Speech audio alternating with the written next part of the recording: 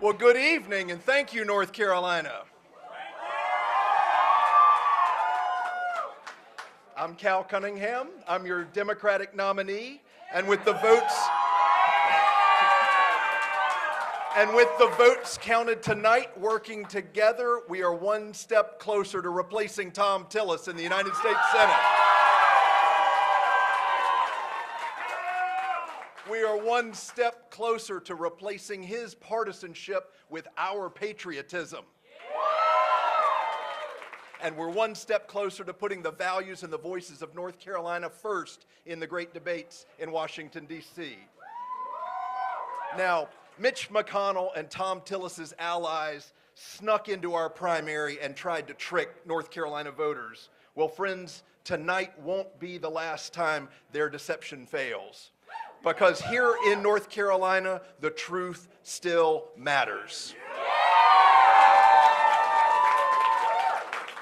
After September 11th, I joined the Army Reserve and I took an oath to support and defend the Constitution of the United States against all enemies, foreign and domestic.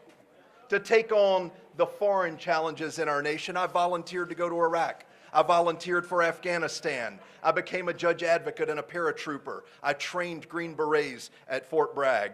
And for that service, I was awarded the Bronze Star and the General Douglas MacArthur Award for Leadership.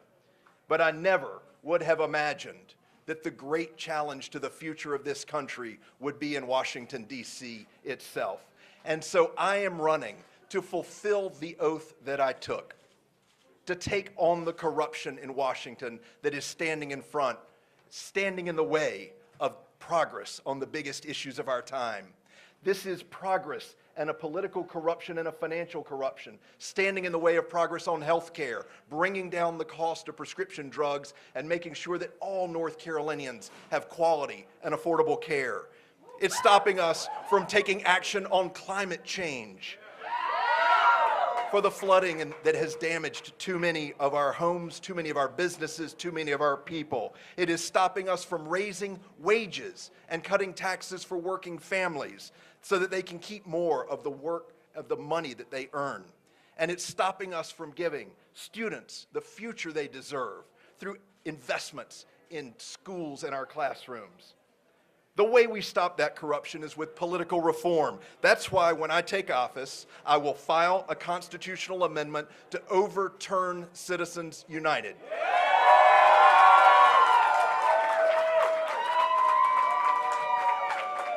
In the push and pull of Washington politics, Thom Tillis has decided there is something more important than representing us. He has put his own political interests and special interests ahead of North Carolina's interests. He did it when he flip-flopped to give the president authority to take $80 million from our military communities. Too weak to stand up to a president whose support he craves. He did it when he prioritized his corporate donors and those who are already doing well with massive tax breaks, while over half of North Carolina families will pay higher taxes. And he did it when he stood on the floor of the United States Senate in his maiden speech and approved drilling off of North Carolina's coasts, putting oil and gas ahead of our coastal communities. The fact of the matter is, Washington has broken Thom Tillis. He's too weak to stand up to his partisan friends and his corporate backers, even when it's wrong for our state.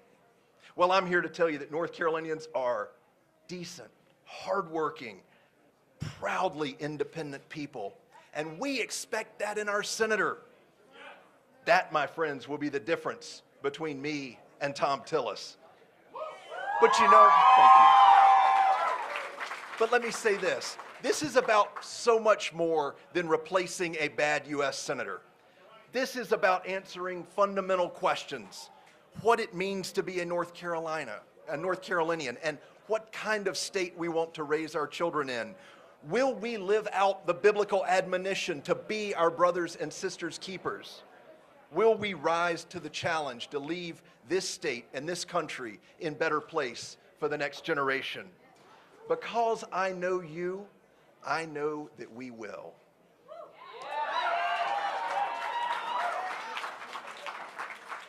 I'm honored to be standing here tonight as your Democratic nominee, but this campaign isn't about me. It's about you, and it belongs to you. It belongs to my wife, Elizabeth, my daughter, Caroline, my son, Will, who bear the brunt and have borne the brunt of long hours and days away from home to make this campaign possible. To my mom and my dad and my family that's standing up here with me, who has instilled in me the values that drive me to serve. To my campaign team, you are the best. Let's give them a round of applause. Tonight's success belongs to you. Raise your hands, campaign team, right out there.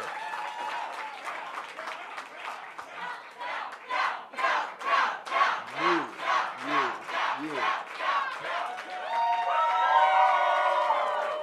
To the volunteers and the supporters that make the campaign possible, thank you for believing, for donating, for giving of your time and becoming ambassadors for this campaign all across this great state.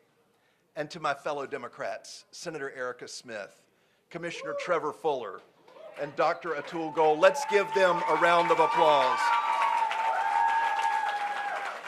Our democracy is best when we all stand up for the things that we believe. It's been an honor to be in this race with each and every one of them, and I look forward to working together with them to make North Carolina all that it can be. Now finally, let me say a word to the 10.5 million people that call North Carolina home. I know that many of you today made a different choice, either in this primary or perhaps you chose a Republican ballot today. Perhaps you chose not to vote at all because you don't feel like your voice is being heard. I would say this, growing up in Lexington, we did not check voter registration cards before we took care of our neighbors. We believe in service and in hard work and in fighting for justice. And it's that same spirit of those neighbors that took care of my family while I was overseas. It's that spirit of North Carolinians all across this state who more than anything want us just to look out for each other. That's why I'm going to keep traveling and I'm going to keep listening. I want to hear from you. I want to connect with you. I want to have the opportunity to hear your story and build a relationship with you. And it's okay if we don't agree on all of the issues. My word, the same word that I gave when I took that oath, is that I will always listen first. I will always honor your North Carolina story first. And I will work to take that story to Washington, D.C. to be your champion too.